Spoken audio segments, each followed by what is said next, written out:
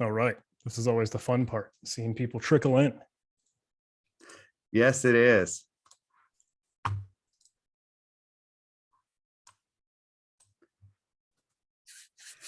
I was talking about doing a little webinar trivia while we're here, John. Do you have any trivia questions as these people are coming in? Oh, so I went to ShmooCon, right, which is a security conference over in the DC area, a lot like a DEF CON for security researchers and nerds and geeks. And they had a hacker trivia segment. It was a lot of fun. It was kind of harkening back to the War Games movie or the Net, or I guess they're Swordfish, right? There's plenty of other cool hacker movies all up and about. And one of the hacker trivia questions was, what was the name of the virus or malware that was featured in the Net? I don't know if anyone happens to know. Ooh, let's see. So, oh man, that's a good There one. is a famous composer reference, in case it happens to jog anyone's memory. That's a good one. Yeah, probably super niche, probably super obscure. You happen to, for one thing, have seen the Net and remember that thing. Yeah, but that's Sandra Bullock, I think, right? And her Sandra Bullock. That was such a good movie too. Like, I love watching the old nostalgia movies like that. Oh, yeah. We were so far ahead of what was next back then that it's actually scary. Like, so the thing for me, like, we're talking, Bill, it's all about like, the movies this year and what's, and doing the movie themes, right? Terminator for the many, many years was like a horror film to me. I knew what was possible. And Skynet was like my biggest fear. I was like, as a security professional, you have no idea how real this could be. Oh, yeah. So I would always laugh. Everyone's like, oh, let's go watch a horror film. I'm like, we ain't watched Terminator. And they're like, what? I was like, in my world, that's a horror film. It's a little too real, right? Yeah. So we'll get started here in just a second as we start letting people pop in here. Good to see some of you guys out there. Me and John definitely are going to spitball some stuff today. So we definitely, if you guys got any questions or comments or anything in the chat, feel free to throw it in there. We'll try to pull it in. But other than that, we're going to keep it a little live. John, you had, for those of you joining, what was that trivia question you just had? Ooh, so yeah, there was a hacker trivia, right? If any nerds and geeks might happen to be able to remember the Net, the movie, Sandra Bullock. I don't know if anyone happens to be able to recall, and don't cheat, right? No Google, no running off to your search engine.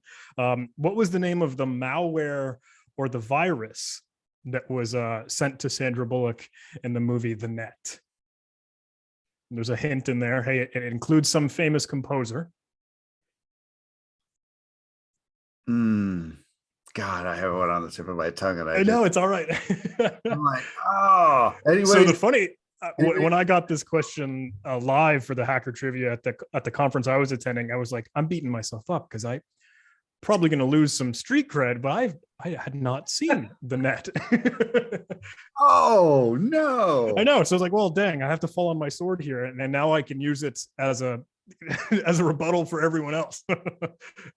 All right. Well, let's leave that question in there for those of you that may be, knowing the answer to that. We're definitely gonna ask that. So it's in the chat. For those of you that might know, throw your hat in the ring if you know. We would love to see if you know the answer to that. I think I'm going to do that moving forward, John. I really enjoy trivia question. So thanks for that.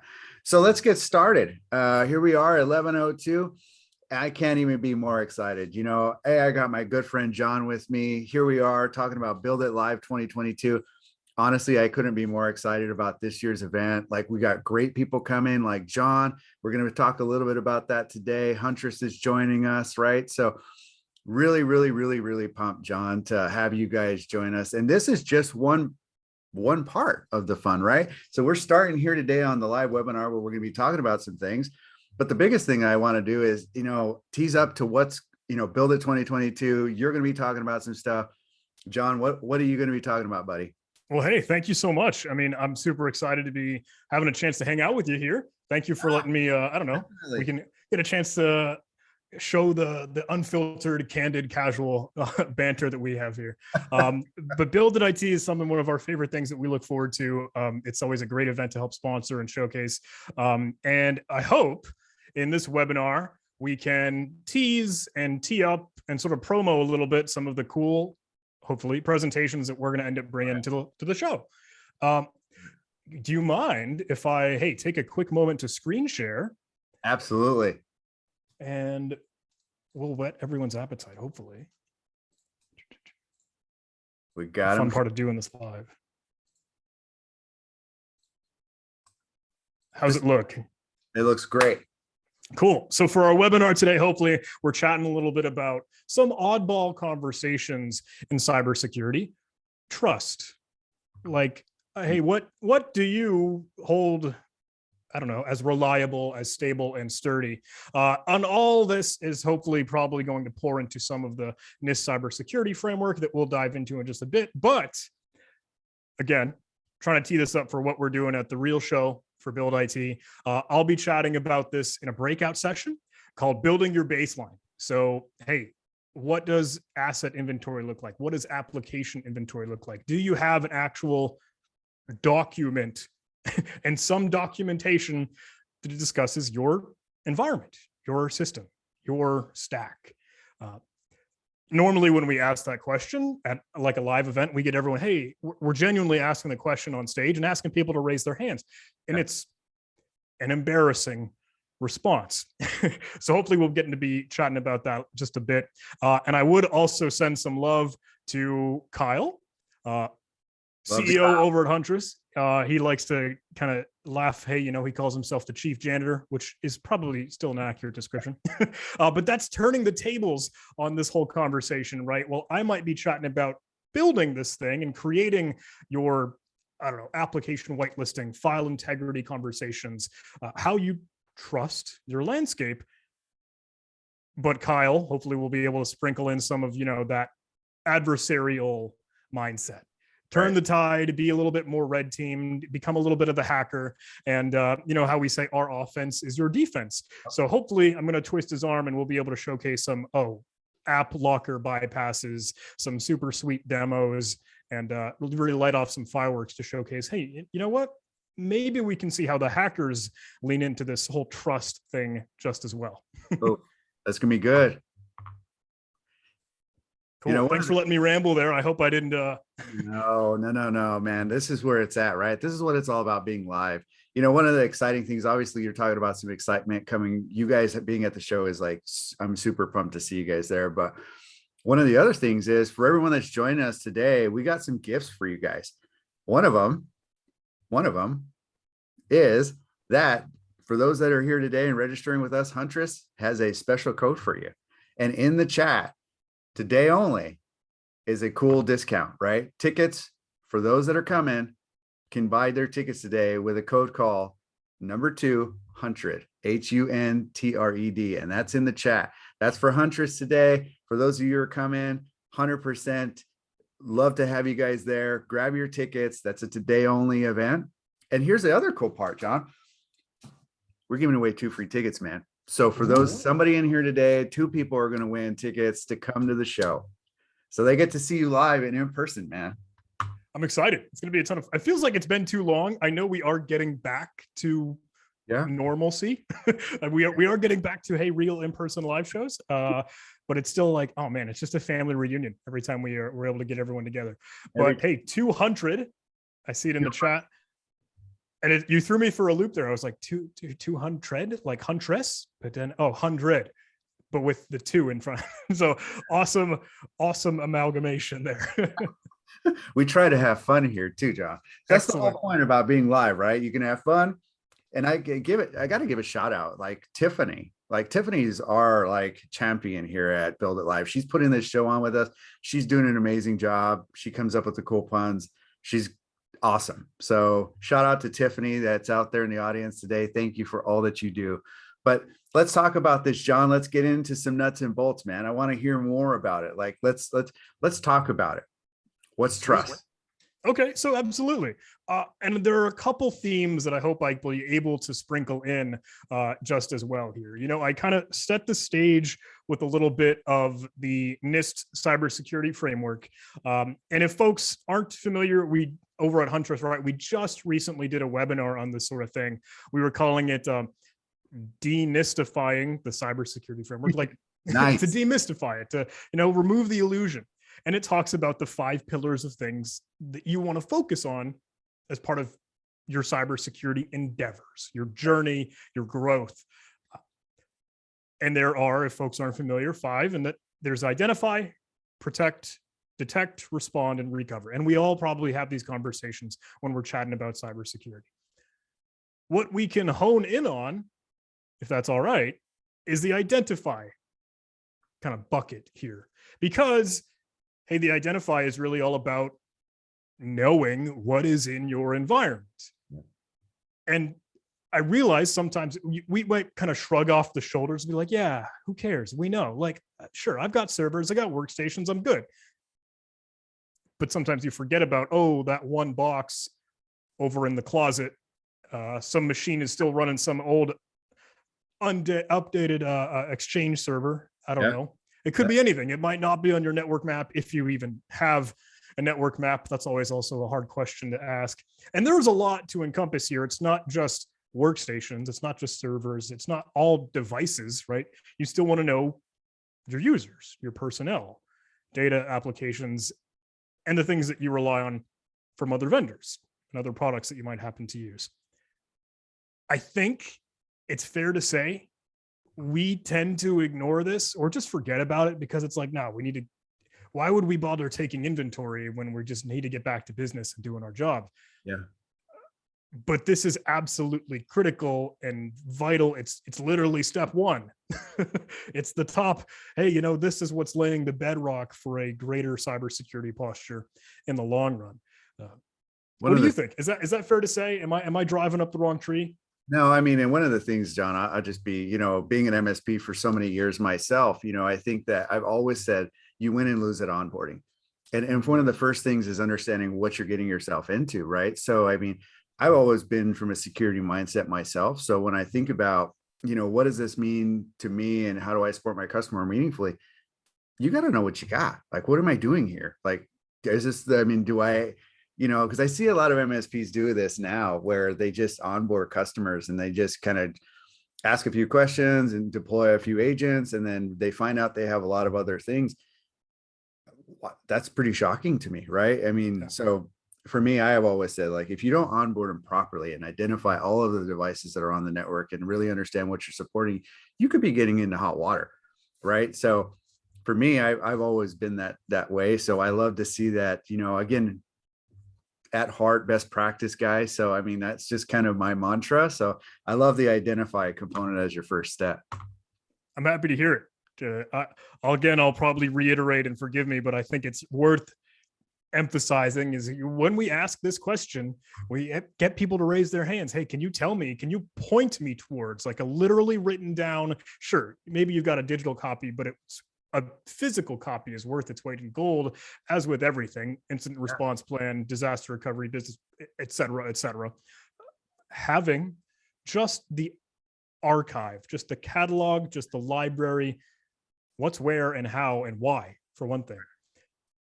And I think we're starting to see a lot more with that, right? As insurance companies are coming to us and we're having to fill out all these documents in regards to their cybersecurity posture,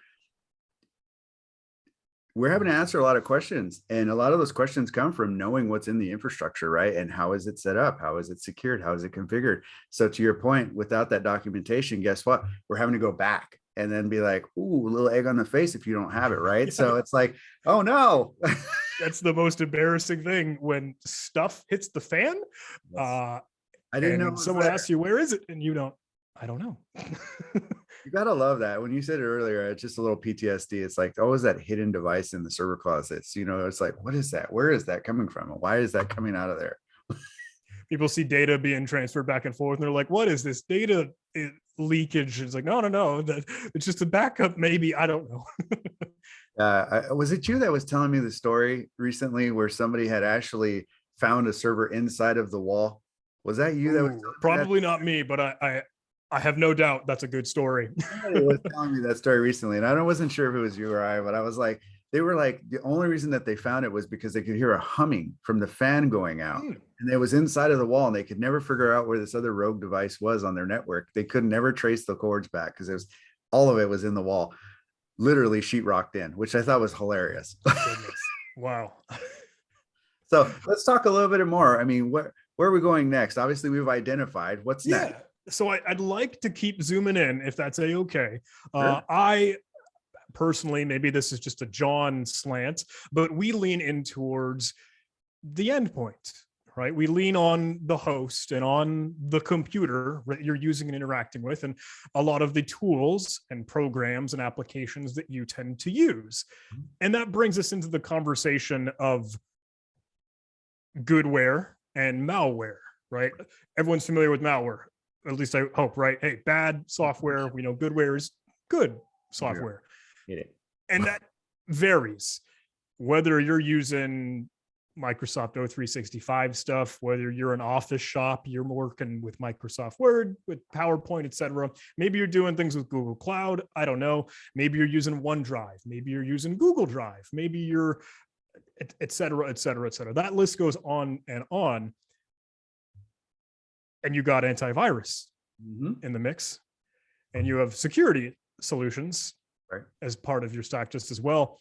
And there's some interesting conversations when you okay, roll in a new product, if I may, and you roll in maybe some new measures of the stack, and they say as part of the deployment process, you need us to trust us and add some add antivirus exclusions. We'll go out and say it, right? I hope to be talking on this thread a little bit more for other conversations that I'm going to be having in the next couple days and couple weeks for other public shows. But can I ask you, is there ever a good reason to add an antivirus exclusion? Is that hot water? I don't know. Here's the thing for me, right? If there's some reason that your product is not digitally signed, I mean, I really had a tough time with this. When I'm thinking about this as a cybersecurity professional, like I have a hard time with applications that need exclusions, because then I got to go update all of my security policies. I got to go up all of my documentation, and then we have to like, okay, now I need a firewall around this application because now I can't do it at the application layer on the PC. So now I have to build all these other things. So for me, I don't know. I mean, I really don't like to hear that. I really like that raises a major amount of red flags personally. If I ever hear something like that, I'm like, really? Why? And if so, I don't want it on my network. Yeah. Right. So it's immediately like, I don't know. That raises hairs on the back of my neck when I think about it. So yeah. And I don't mean to be pointing fingers, right? I'm not naming and shaming by any means, but it is, as you say, hey, something that just kind of sets some alarms off. But it is a conversation of trust. Like, okay, I'm relying on this other product, this other tool, this application to do its thing.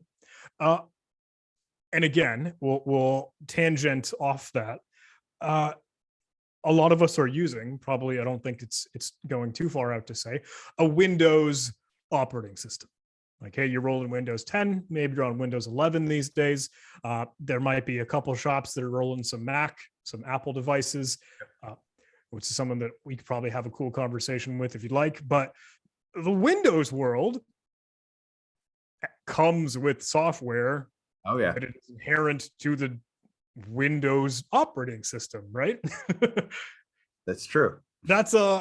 I'm driving towards that whole conversation of living off the land, when hackers or threat actors or adversaries make use of the native and inherent tools that are just on the device itself, whether that's something like CertUtil, if folks are rocking on the command line, if they're using PowerShell to do their bidding, if they might be able to do some weird shenanigans with OneDrive and some DLL hijacking. There's a whole lot of can of worms in there. I'm sure, Juan, you're totally familiar with that whole living off the land conversation. That's not new by any means, right? No, it's not new to me at all. But I think for some of our audience, I think it's a good place to discover, because I think what can be used for good can also be used for bad. And coming from a CAH background, it was always looking at, like back in the old days, 3389, like RDP was like the best thing since sliced bread, but everyone ran to pop holes in the firewall. And the next thing you know, everyone was like, oh my God, I'm getting hacked from God knows where. And it's like, what's going on here? And it's like the administrators are doing it. And it's like, no, we're not. Right. So, I mean, if we think all the way back to those initial terms, I mean, it's always been the similar thing, right? There's been always security injections in all of Windows operating systems or any other operating system, for instance. And it's always about thinking around the problem, like, okay, here's what I'm opening myself up to and being cognizant about it versus just assuming that it all is going to go to plan. Like, so I love the fact you're talking about living off the land, because I think it's a good conversation that maybe a lot of people don't take into consideration. I think this is a fun thread because the industry, the community, the world, right, has been talking about we need more people in cybersecurity. Yep. And I'm using this as just a springboard to further the conversation. But when they say like, hey, cyber operators are down however much percentage for this decade, and we're moving into the new year and we need more people in security, in tech, in IT, and it's a losing battle sometimes. But I'd go so far to say is it's working. We are getting some new people in on the fight here with IT and tech and cybersecurity. And it's fascinating to see because, hey, that's growth for one thing on the blue team side for defense and for better security, but it's also an interesting thing on the red team side, on the adversarial mindset, even if it's adversary emulation for people that do penetration testing and vulnerability assessments and audits and et cetera. Mm-hmm. So what I'm getting towards now is that there is a boon of new innovation and new resources and tooling for all things. And if it's A-okay, I'll throw up another screen share. This is a fun thing that we like to, probably drive some eyeballs towards at Huntress, right? This is a online resource. It's publicly free and accessible. You can go to the URL here. This is the Lowell Bass project based off of GitHub. And it's one of many, right? There's another that kind of plays off of the GTFO acronym, while this one plays off of the LOL acronym. And this is a giant listing of native, inherent, built-in Windows applications like the AT scheduler, or bits admin, or cert util, of course, cmd.exe, command key. This list goes on and on and on. And it might map to a MITRE attack framework you probably saw along the side here. Yep. But what it could do and how, especially given the functions. Oh, could you download files through this, or copy files, or execute code, or even hide some things in alternate data streams? We can dive into any of these like cscript, right? Clicking on one of them tells you where it's normally found, right? Some of the resources for some shady hacker activity that's been done with it, even how you could detect it with Sigma rules, indicators of compromise, Splunk, et cetera. And then you'll get to see the syntax for how that really works. And I think that's an interesting thing, because this is exactly the case that you were just pointing towards.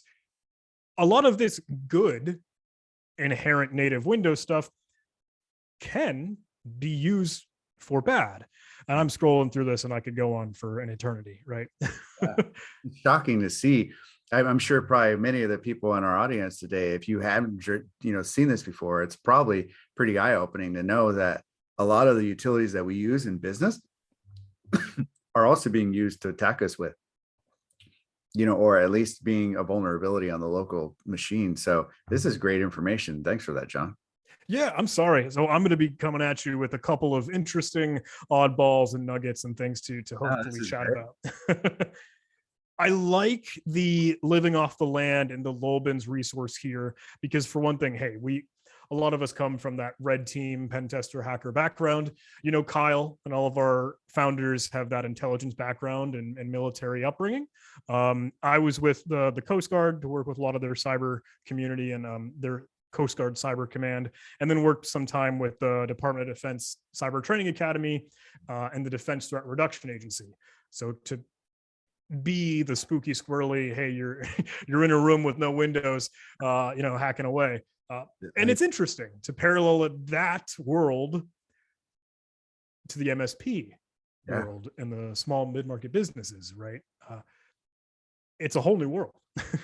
It is. And I think, that, living in there inside of those closed rooms for many years, I worked also in similar scenarios where, you have a guy standing outside with a gun to escort you everywhere you go.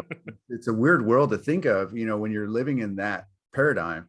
And then to think about in the regular world, what it looks like out here. And so we don't take it as seriously. We aren't paying as close of attention to it. And I think that, we should be. And I think that, to your point, or finding application services or, different types of partners that allow us to pay that kind of attention, right? We do have a responsibility here. And as technology solution providers or managed services providers, we do have to deliver some sort of security, it's an inherent responsibility. And I think it's very important that we recognize that. So thanks, John, for opening some eyes today. What do you think? Should we go for a little bit more? Am I overwhelming anyone? Yeah, no, definitely. Let's keep going here. Cool. Thanks for posting that in the chat as well. So again, I was kind of alluding towards, hey, this is one very cool resource for on the host, on the endpoint, nefarious activity for living off the land. Yep. That's one idea, but again, you probably have all these applications and software and code native on the computer that you're using right now, because if you're on a Windows device, potentially. But I know that's only part of the puzzle. That's only part of the equation. And trust me, as I mentioned, there is a boon of resources for defense, for security bolstering, and for vulnerability assessment and penetration testing and red teaming, all of which legitimate threat actors, real adversaries make use of. I don't know if folks were tracking the Conti playbook when the Conti ransomware gang had a lot of their tools and techniques leaked in a public playbook. And then when all the chat messages were going to be publicly visible and we were able to kind of comb through what those ransomware actors said to each other and how the operators worked together. It's wild to see some of their tooling, but a lot of it is publicly accessible open source stuff. Yep. So while LolBins, that previous resource I was just on, was for individual programs and applications, what if I told you all of the tools on the online websites you might use could still be abused for phishing, command and control, exfiltration, trying to download tools, because you at your organization happen to trust OneDrive. Yeah. Over Microsoft. You trust GitHub or maybe Google Docs, right? When you're trying to send files back and forth to other individuals. Microsoft, hey, if you see an Azure websites that could be hosted from anyone or anything, Dropbox, Mega, Amazon, AWS, this list goes on and on. And if you wanted to zoom in, yet again, let's go take a look at Azure, because I know that's a hot, spicy, cool conversation. Almac was one of the malware strains that would use that for command and control, because you probably aren't blocking Google or Azure. Sure. You probably aren't blocking Microsoft.com. I would say that we are probably not. Now, I don't mean to be all like fear, uncertainty, and doubt, right? I don't mean to be spreading gloom and doom, but I hope to at least educate some folks. And maybe they've seen these URLs before, right? A windows.net, something from box.com, et cetera, et cetera. And I'll share this link just as well. But what do you think, Ron? How could this be, I don't know, good education for folks? Maybe, hey, if you don't use this service in this big long list of other potential websites, maybe it's worth blocking those because it's not part of your operations and your procedure. But if you do happen to use those, be aware of how it could be used for phishing or how it could be used for data exfiltration. And I hope this resource is a fun one to help. Oh, yeah, no. And I think that, here back to the, one of the key things that we learn in any security certification or test is the educating the end user, right? So even if it's just education around caution, right? I do this with my dad all the time. I have to teach him, okay, dad, don't do this, don't do this, don't do this, don't do this. But he will keep doing it until I stop him from doing it, right? So then I'm like, okay, look, we're going to set this up to where you can't do that anymore. And as soon as I stop him from doing that, I've curbed the behavior. And from that perspective, I will say this, there's a lot of things out there where you can lock down, URLs and only allow access to these specific things like Office apps instead of accessing Microsoft.com. Like, again, controlling the situation to where you're only allowing certain productivity. So to your point, I've lived in a world where you can't do anything. And it was great because we were able to do what we needed to do. But I think in the managed services world, we don't often take that stance because we allow people to do whatever they want in those environments. And then of course, when something happens, it's like, well, then what, right? Now we have to have a different kind of conversation because they say, well, I thought you were protecting me against that. And you're like, well, I was, but X, Y, and Z, like there's all these caveats. Instead of saying, no, look, here's the type of security profile we're going to put in and we're going to block all this stuff because you don't use any of that. And I think that there's a delicate space there where we haven't crossed that chasm as a culture in the managed services space yet, but some have, right? If you're an MSSP practice, I know a lot of IT companies that are doing that, where they're like, look, you only spin in this little box at work. You can do whatever you want at home, but do this here, that's it. So I think, again, back to self-preservation mode, right? If I'm offering something up as an IT solution provider, I want to make sure that my customers always taken care of. Sometimes you got to make the hard calls. Ooh, I really like how you kind of ended that off. Sometimes you have to make the hard calls and have some tough love, be a little bit of a bully. If I hearken back to maybe, again, you mentioned your time kind of in that, hey, Govy military skiff world. Yep. I'm not going too far out on a limb to say you probably had some internet filters and blacklisted. Hey, you cannot go to this website because you don't need to. And it just connectivity and access was disabled, right? Yeah, I was the guy that was telling them they couldn't go. As soon as I saw it, I was like, block, block, block, block all IPs to it, block all addresses, UNC pass, everything. Yeah, been there. Was that a pain point? Were people grumbling and whining and throwing temper tantrums that, hey, I can't get to abcxyz.com anymore? Yes, absolutely, 100%. Like in a whole form where you had to go and submit, and you had to provide a use case and a business practice behind why you needed it and all these other things, and they had to submit it, and then their commanding officers or whoever had to approve it, and like there's a huge chain of things to provide a whole access to just one little tiny piece of that thing. Yeah, it was huge. It was a massive pain. Is it fair to say that's still like painfully necessary in some cases? That's the whole security convenience scale, right? And I think it's kind of one of those things. They're still doing it, right? They're still walking it down to a point where you have to provide all this access, but their technology has advanced to a point that it's a little smarter than it was back then. Right then, we were just on and off, right? It was basic input, output. Now it's a little bit different. Now there's if and or else. It's like, oh, if you're doing this and doing that, then else why, right? So totally. Things have changed.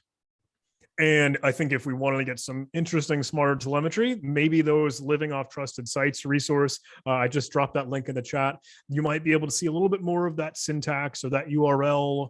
Hey, in the address bar, what that looks like if it's being used for the nefarious activity under your if then else criteria. 100%.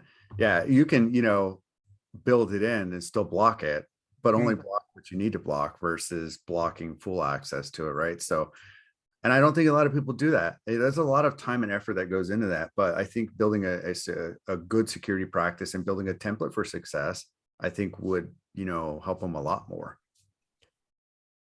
I'm glad you mentioned, hey, that takes a little bit of time, right? It sometimes feels like, hey, if you're doing that identification in the identify process, it's slow moving, but absolutely critical and necessary, because when it comes to crunch time, you really need that, especially, hey, on the endpoint, on the sites and the applications and the programs and processes that you use, everything baked in together. And I think we talked about this a little bit. I think the reason that we were able to see is because there was people that watched the logs.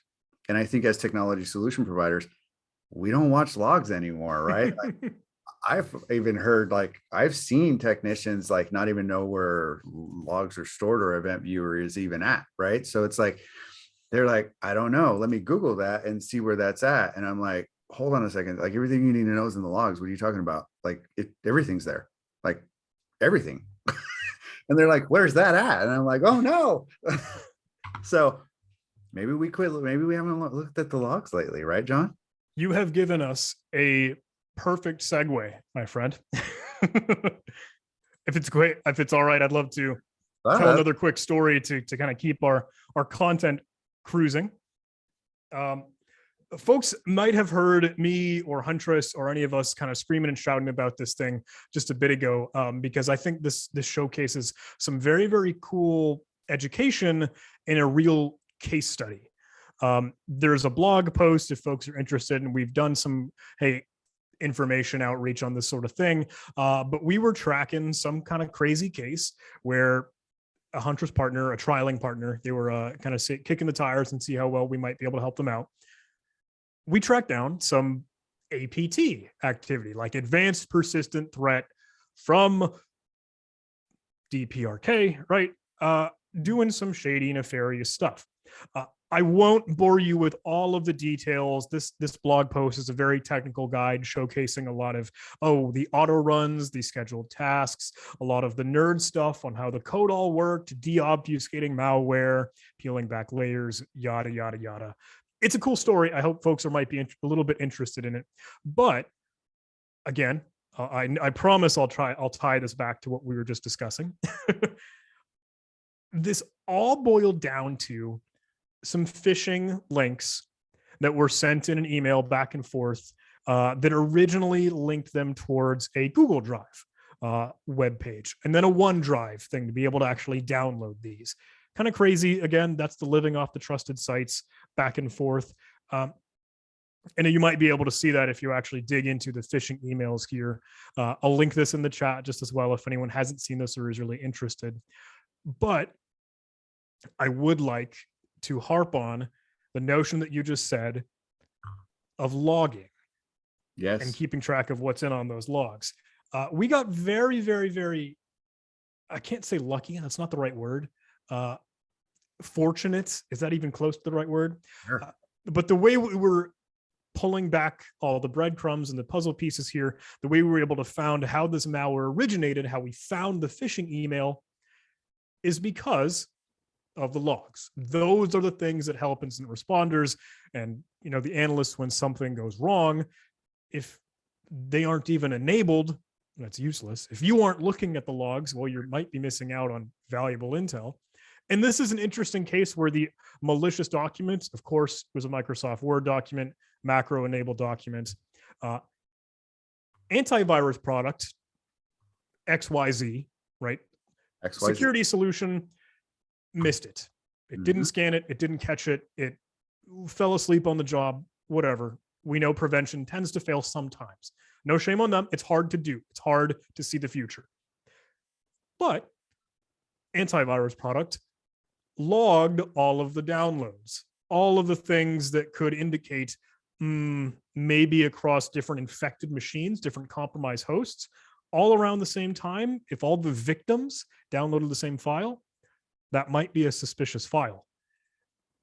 And the logging, that information, the telemetry, the data is what helped us uncover the big picture here. Wild story. I hope if anyone is interested, it's kind of crazy to see some of the living off the land techniques in here. This is doing one of the OneDrive DLL hijacking in case people happen to use OneDrive. It's a crazy trick to be able to load malicious code.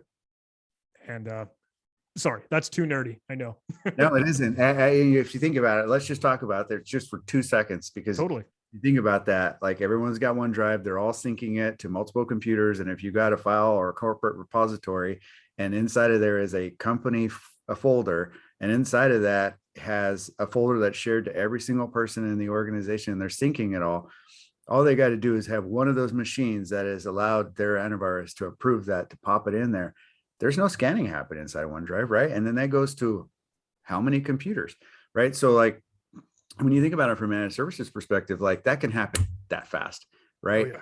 Like it happens so fast. I mean, it's synced to your machine. You don't even think about it anymore. When syncing was a problem when it first came out, was a big deal, but now it's like instantaneous, right? So then what? Right now, you're all these machines are infected. It's already been passed by the AV. It's already been approved by the application OneDrive, right? So it's super interesting to watch that go down. So anybody that's out there needs to dive into that, because we're all trying to provide solutions to our end user customers, right? We need to be educated on how this happens, because it could be happening in your environment right now and you just don't know, right? So, and I think to that point, John, I 100% believe that we need to be paying attention to it. So I don't think there's enough nerdiness there. I think we should be going to look. It makes me want to go and scan everything on all these different networks and make sure.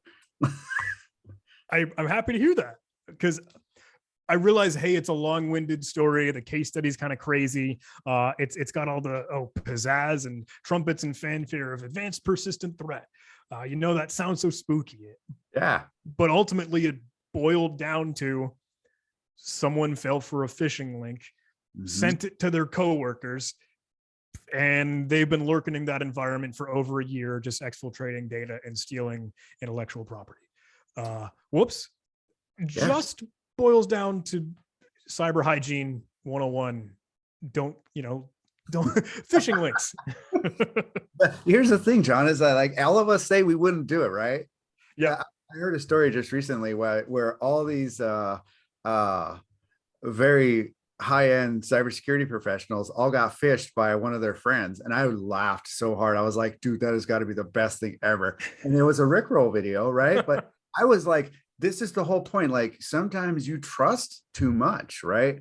And I think that we need to be cognizant of that. Like we do business with a lot of people and we think, oh, well, they wouldn't do that. They already did it. They've been in there for a year, like you just said, right? They did it a long time ago. It's not what you know right now, it's what's already there, right? So paying attention back to the identify from the very beginning. I guarantee somebody was supporting that customer and they didn't know about it for a year, man. You know what I'm saying? So AVD product XYZ. yeah, exactly, right? So you're like, it happened. So, and sometimes we just trust too much. Like, it's like, oh, I have all this security stack. I have these programs, these products, everything.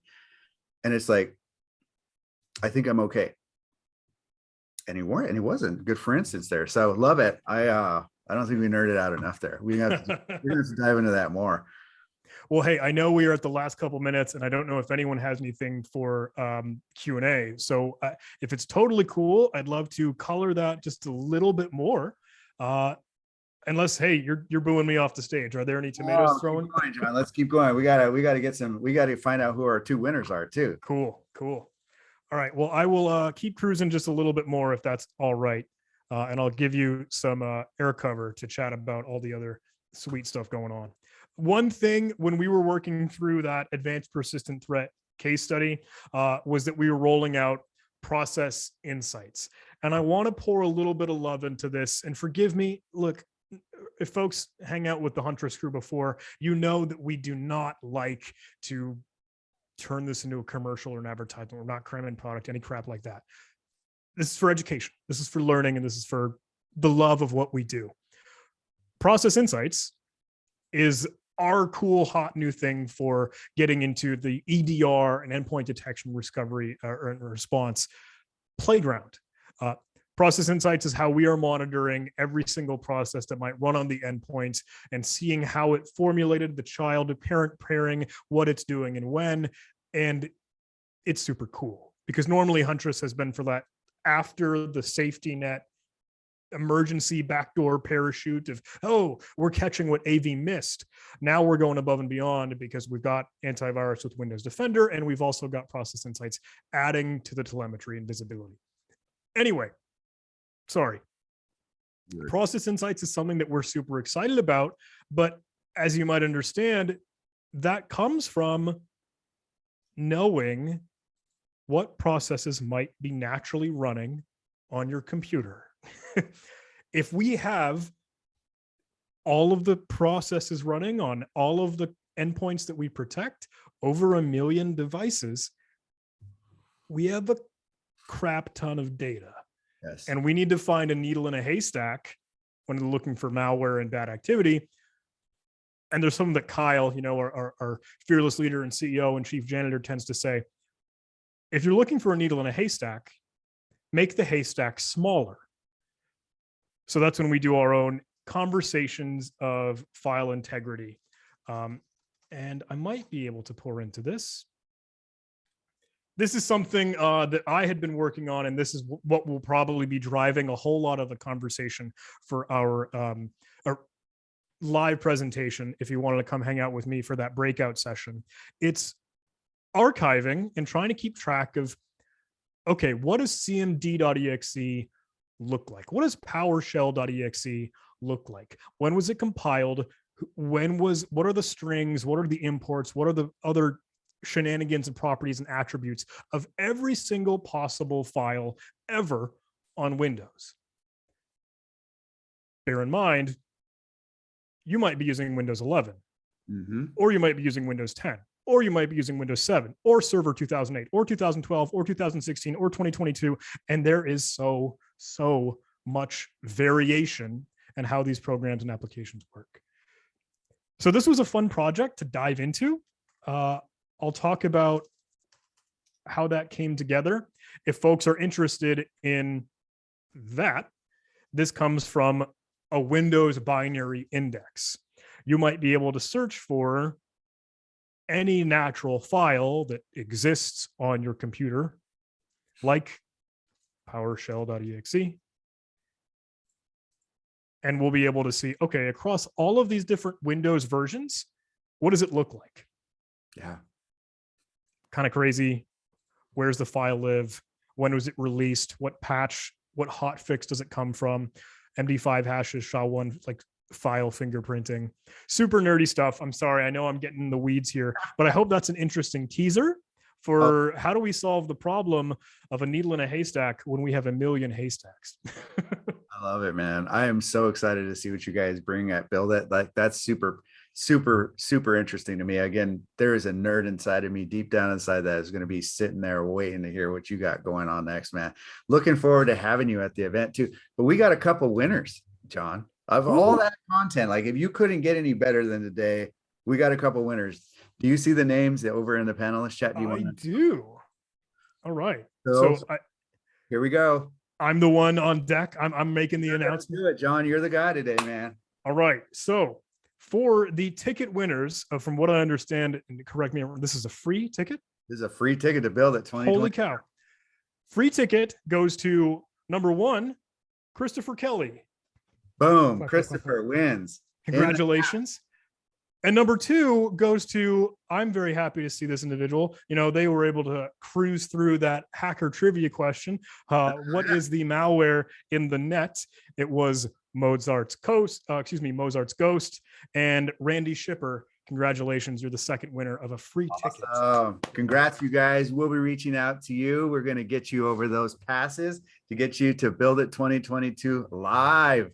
That is excited. I am so excited to have you. Great content today, John. Like, dude, I'm so looking forward to this. Like, any questions that we have out there in the crowd as we kind of tie this knot here? Awesome. And John, if you got any comments, man, I'm just blown away with the amount of information. I feel like I'm back inside of my DISA roots here, and I'm like sitting inside of one of the cyber war rooms right now. Well, hey, I, for one, had a lot of fun. I realized, this has kind of been a close, intimate webinar with a couple friends and some new members that are wanting to hang out with us. So thank you for doing that. Juan and I were kind of bantering before that, like, hey, I'm sorry, guys, this is an improv show. We're doing it live. We're keeping it fun. We're keeping it light. We didn't want to beat you over the head with slides. I hope there was still some good resources and insight and some valuable education on this, but thanks for just letting us be ourselves and enjoy the webinar and conversation. Excited to see you all in person for Build IT Live. Yeah, absolutely, John. It was an amazing, just the content in those few short minutes just like really got me hooked up to want to come to the next event. Love to see you guys. Huntress coming live, Build It 2022, July 27th through 29th. Again, thanks for everyone for joining. Remember, 200 is the code for today. For those that are registering, feel free to do so. It's in the chat. For those of you that won, congratulations. And I can't wait to see you guys all next at Build it live 2022. Thanks again, John. And thanks everybody out there. Thanks everybody.